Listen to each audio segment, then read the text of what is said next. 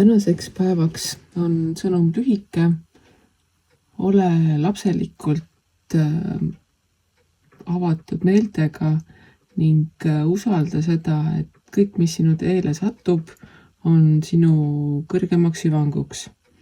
Kui sa teed midagi, siis proovi seda teha mitte taaskord sellest võtmest, et nii on alati tehtud, nii tuleb teha, vaid proovi leida asjadele mingeid uusi, nutikaid või lõbusaid või kergemaid lahendusi. Ära jää kinni sellesse, mida on alati tehtud, vaid proovigi leida neid uusi võimalusi.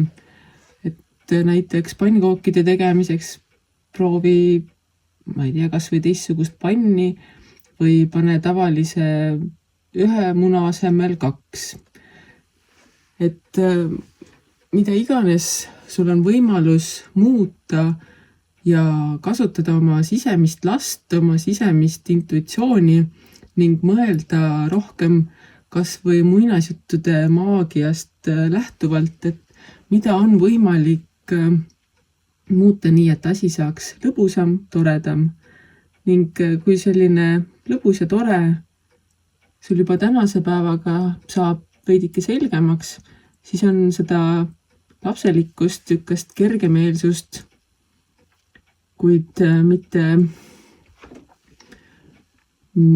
mitte labasust võtta siis ka tulevastesse päevadesse kaasa ning proovida sükest lõbusat olemist, et 1. aprill ei pea olema ainult üks kord aastas.